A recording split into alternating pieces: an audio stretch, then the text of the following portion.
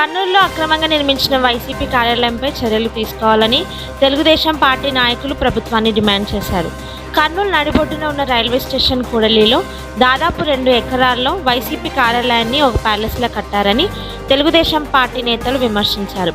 దాదాపు నిర్మాణం పూర్తి అయిన వైసీపీ కార్యాలయాన్ని తెలుగుదేశం పార్టీ రాష్ట్ర నేత సోమిశెట్టి వెంకటేశ్వర్ల ఆధ్వర్యంలో పరిశీలించారు.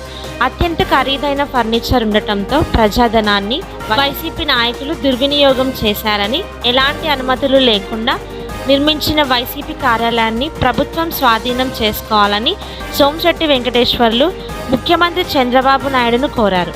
ప్రభుత్వం పథకాలను చిన్న కారణాలు చూపి రద్దు చేసిన మాజీ ముఖ్యమంత్రి వైఎస్ జగన్మోహన్ రెడ్డి అక్రమంగా తన పార్టీ కార్యాలయాన్ని ఎలా నిర్మిస్తారని కర్నూలు కార్పొరేటర్ ఆక్సారి ప్రశ్నించారు.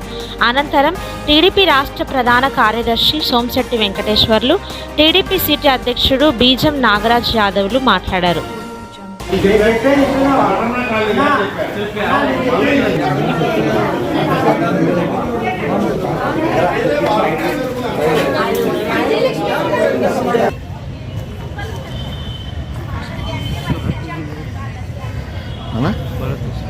దాన్ని ఏదో ఒక విధంగా రాష్ట్రంలో ఉన్నటువంటి అన్ని జిల్లాలలో వాళ్ళ కార్యాలయాలు ఒకే డిజైన్, ఒకే కథ, ప్యాలెస్ మాదిరి, అంటే రుచికొండ ప్యాలెస్ ఎట్టుందో ఇక్కడ ఏ జిల్లాకు ఆ జిల్లా ప్యాలెస్ మాదిరి తయారు చేసుకునే దానికి ₹1,00,00,000 వెచ్చించాడు. ఈ ల్యాండ్ యాక్ట్ అని చెప్పేసి పక్క మోసం, దగ, కేవలం అది ఎవరి కోసమో కాదు, ఈ పార్టీ కార్యాలయ స్థలం అంతా కొట్టేసేదానికి. సుమారుగా ఈ స్థలాన్ని లెక్కేస్తే కన్స్ట్రక్షన్తో కలిసి స్థలం అంతా కలిపి ₹3,000,00,000 అయితే ఎవడబ్బో సొమ్ము. జగన్మోహన్ రెడ్డి యాక్ట్ తెచ్చి జగన్మోహన్ రెడ్డి ప్రజలు ఇంకా మోసం చేస్తావా? ఇంత నీచుడివే. ప్రజలకు ఇచ్చిన మాట ఏంటి? నువ్వు ప్రజలకు నేను ల్యాండ్ యాక్ట్ పెట్టి చెప్పేసి చట్టం తెచ్చి పెడతా అని చెప్పేసి ప్రజల సొమ్ము దోచుకుంటావు. దుర్మార్గుడు కూడా ఇవాళ అడుగుతున్నాం. కేవలం సరే దోచుకున్నావు, అది అందరికీ తెలుసు. కానీ ఒక చట్టం ఉంది, మున్సిపాలిటీ ఉంటే మున్సిపాలిటీ కాంప్లెక్స్, మన కమర్షియల్ ఇది కార్పొరేషన్ ఉంటే కార్పొరేషన్, దానికి మీరు పర్మిషన్ తీసుకోవాలా. కన్స్ట్రక్షన్ తీసుకోవాలంటే పర్మిషన్ తీసుకోవాలా. ఎక్కడ కూడా అనాథరైజ్డ్, అనుమతులు లేకుండా, ప్రభుత్వ అనుమతులు లేకుండా కన్స్ట్రక్షన్ చేశాం. ఈరోజు ఒక ముఖ్యమంత్రి, రాష్ట్రాన్ని పరిపాలించే ఒక ముఖ్యమంత్రి ఇటువంటి దొంగ పని చేయొచ్చునా? ఎందుకంటే జీవితంలో ఫస్ట్ నుంచి, చిన్నప్పటి నుంచి మీ నాయన జేబులో డబ్బులు కొట్టేసి దొంగవును. ఇదే అలవాటు. రాష్ట్రంలో ప్రజలు కూడా దొంగతనం చేయాలని చెప్పేసి ఒక కుట్ర పన్నావు. ఈ కుట్రలన్నీ ప్రజలు గమనించారు, చిత్తుగా ఓడించారు. ఇవాళ మేము చూస్తే చంద్రబాబు నాయుడికి మేము విజ్ఞప్తి చేస్తే ఒకటే, సార్ ఇవాళ మనం ఇటువంటి దొంగ కార్యాలు కట్టి కార్యాల పేరుతో డబ్బులు దోచుకున్నటువంటి జగన్మోహన్ రెడ్డి ఈ 3,000 కోట్ల జవాబు చెప్పాలి. దీన్ని ఇమ్మీడియట్గా ప్రభుత్వం స్వాధీనం చేసుకొని ఇమ్మీడియట్గా కావాలా. ఎందుకంటే అనాథరైజ్ కట్టినటువంటి ఇది లీజుకు తీసుకున్నారు. ఈ లీజు కూడా సక్రమంగా లేదు. కాబట్టి వెంటనే దీని మీద చర్యలు తీసుకోవాలి. ఇటువంటి దుష్టులకు తగిన బుద్ధి చెప్పాలంటే ఇంకొకటి మళ్ళీ ఏ రాజకీయ నాయకుడు ఇటువంటి పనులు చేయకుండా, ఏ రాష్ట్ర నాయకునికి ఇది జరగకుండా శిక్ష ఏ విధంగా ఉండాలంటే యావజ్జీవ శిక్ష, ఇంకా జైల్లో నుంచి రాకూడదు. ఈ దుర్మార్గుని తీసపై జైల్లో పడేసి ఖచ్చితంగా ఈయనకు సిల్వర్ బొచ్చ ఇచ్చి తీరాలి. జీవితంలో ఇంకా బయటికి రాకుండా బుద్ధి చెప్పాలి. దుర్మార్గునికి ప్రజల సొమ్ము దోచుకుంటావా? నీకు ఏం చేస్తావు అడుగుతున్నా.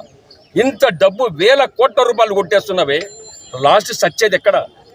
సచ్చేతప్పుడు శ్మశానంలో కట్టెలు చేస్తారు, కట్టెలతో కాలుస్తారు. నిన్ను కాదు ఎవడే సరే, కానీ నేను బంగారుతో కాల్చరు. ఇద్దరు ఒకవేళ డబ్బు ఉందేమో, ఒకవేళ బంగారుతో ఏమైనా కాలుస్తాడే కలిపించుకోవటమేమో మాకు తెలియదు. కానీ అంత డబ్బు ఉంది. కానీ లాస్ట్కి అందరు శ్మశానం పెట్టోళ్ళము. ఇటువంటి దుర్మార్గం పనులు చేసినందుకు సిగ్గు లజ్జాగా తెచ్చుకో. అసలకు నేను చెప్తున్నా, రాష్ట్ర ప్రజలందరూ ఉమ్మిస్తున్నారు. ఒక ముఖ్యమంత్రి హోదాలో ఉండి ఇటువంటి పనులు చేస్తున్నా చూసాం. లోపల ఫర్నిచర్, లగ్జరీ ఫర్నిచర్. ఎవడబ్బో సొమ్మురా నాయన, ఎవడబ్బో సొమ్మదే. సోఫాలు, డోర్లు ఇంతలా ఉన్నాయి అంటే ఏమైనా చౌకట్లు, ఇంకా డోర్లు ఇంతలా ఉంటాయేమో. దొంగతనాలు చేయడం నెంబర్ 1. ఇవాళ రాష్ట్రంలో ఉన్నటువంటి ఈ దుర్మార్గుడు ఎంత సంపాదించాడు? బెంగళూరులో 80 రూములు, ప్యాలెస్ 30 ఎకరాలు, హైదరాబాద్లో ప్యాలెస్, విజయవాడలో ప్యాలెస్, అదేవిధంగా పులివెందుల్లో ప్యాలెస్. ఇన్ని ప్యాలెస్లు కడతావే, ఎక్కడొచ్చింది ఈ డబ్బంతా నీకంతా? ఎంత కష్టపడినావు అబ్బా? చాలా కష్టపడినట్టుండవు, చెమటోర్చావు, మీ కుటుంబం అంతా చెమటోర్చిండ్రి దుర్మార్గుడా. అందుకనే చిన్నాన్న సొంత తండ్రి లాంటి చిన్నాన్న చంపిన దుర్మార్గుడు నువ్వు. నీకు పాపము భీతి అనేది లేదు. తల్లిని బయటికి పంపావు, చెల్లెలను బయటికి పంపించావు. చిన్నాన్న సొంత తండ్రి లాంటి చిన్నాన్న చంపిన దుర్మార్గునికి నీకు ప్రేమాభిమానాలు ఉండవు. ఇటువంటి దొంగ కార్యాలను కట్టడము నీకెంత ఈజీయో అర్థమైపోతా ఉంది. కాబట్టి చంద్రబాబు నాయుడికి, మా నాయకుడికి, మా ముఖ్యమంత్రి గారు ఒకటే విజ్ఞప్తి చేస్తే, ఇది తెలుగుదేశం పార్టీ కార్యకర్తలది కాదు, ప్రతి కార్యకర్త, ప్రతి నాయకుడు, ప్రజలందరి కోరిక. ఇటువంటి దుర్మార్గులు కట్టినటువంటి, అనాథరేజ్లో కట్టినటువంటి ఈ స్థలాలను వెంటనే ప్రభుత్వం స్వాధీనం చేసుకుంటారా, లేకుంటే పగలు కొడతారా, కూలుస్తారా, అది తమరిష్టం. లేకుంటే ఏ ప్రభుత్వ కార్యాలకు ఒప్పజెప్పి ప్రభుత్వం కార్యాలు నడిపి ఈ పరిపాలన సాగించాలని నేను ముఖ్యమంత్రి మా నాయకునికి విజ్ఞప్తి చేస్తున్నా. ఇటువంటి దుర్మార్గం పనిచేసినటువంటి ఈ దుర్మార్గునికి ప్రజలు ఏ విధంగా బుద్ధి చెప్తారో సిగ్గులేదు. 11 సీట్లు వచ్చినాయి నీతో కలిపి, మళ్ళా రాష్ట్ర ముఖ్యమంత్రి అవుతావా నువ్వు? 2005 నీ ముఖానికి, నీ అర్థం చూసుకో, నీ ముఖం, దరిద్ర ముఖాన్ని చూసుకో. నీ ముఖం చూస్తే ఏడుపు వస్తుంది. నీకు కాదు, పక్కోళ్ళకే ఈ దుర్మార్గం ఇంకా ఈ రాష్ట్రంలో ఉన్నాడు. నిన్ను పారదోలేరు పోతుందో. అందుకనే ఎక్కడ పోతావో ఏం కతో ఏదో పేపర్లు వచ్చింది, ఇలా హిమాలయ పర్వతాల్లో తపస్సు చేసుకుని పోతారని. హిమాలయ పర్వతాలు కాదు, ఆ దేవుడు పిలుస్తానికి, అంతకన్నా మేము ఎక్కువ చెప్పలేము. తెలిసినటువంటి విషయమే.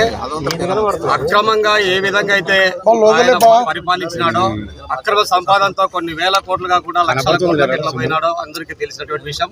ఈ రోజు ముఖ్యంగా మేము రావడం ఏమంటే, మా నాయకులు కానీ, మా కార్పొరేటర్లు కానీ, మా యొక్క క్యాడర్ అంతా కూడా ఈ రాష్ట్రంలో అక్రమంగా నిర్మించినటువంటి కార్యాలయాల గురించి ఒక ప్రస్తావన జరిగింది.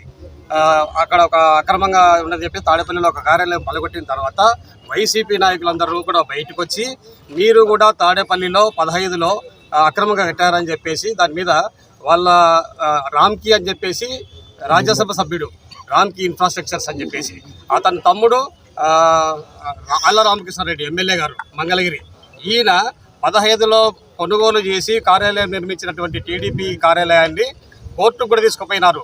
హైకోర్టు, సుప్రీంకోర్టులో కూడా ప్రయత్నం చేశారు వాళ్ళ గవర్నమెంట్లో పడగొట్టాలని చెప్పేసి. కానీ అన్ని లీగల్ ఉన్నాయి, అన్ని పర్మిషన్స్ ఉన్నాయి కాబట్టి వాళ్ళు ఏమి చేయలేకపోయినారు. అదేవిధంగా ఈ ప్రస్తావన వచ్చి మన వాళ్ళు అక్రమంగా కట్టడాన్ని కూల్చడానికి కానీ, లేకుంటే గవర్నమెంట్ హ్యాండ్ ఓవర్ చేయడానికి కానీ ప్రయత్నించినప్పుడు మీ ఆయంలో కూడా మీరు అక్రమంగా కట్టారని చెప్పారు. కానీ సుప్రీంకోర్టు పైన కూడా చెల్లలేదు. మీ ప్రభుత్వంలో నిజంగా మా వాళ్ళకి అక్రమంగా కట్టింటే ఎప్పుడో కూల్చేవాళ్ళు. కానీ మా నాయకుడు ఆ విధంగా చేసేవాడు కాదు. మీరు బురదల్లడం మానేసి, మీ చరిత్ర చాలా ఘోరంగా ఉంది, మిమ్మల్ని జనాలు స్వీకరించినారు. ఇక జీవితంలో నువ్వు ముఖ్యమంత్రి కావు, నీతో పాటు ఎమ్మెల్యేలు కూడా ఎప్పుడు కూడా ఎమ్మెల్యేలు కాలేరు. పరిపాలన చాలా ఘోరంగా చేసినావు కాబట్టి నీకు ప్రజలు తీర్పిచ్చినారు. ఇంకా మానుకొని ప్రభుత్వానికి సహకరించు, ప్రతిపక్ష పాత్ర పోషించు, నువ్వు కానీ మీ నాయకులు కానీ. లేకపోతే మళ్ళీ ప్రజలు మిమ్మల్ని తరిమి కొట్టాల్సినటువంటి సందర్భం వస్తుందని చెప్పి తెలియజేస్తున్నారు.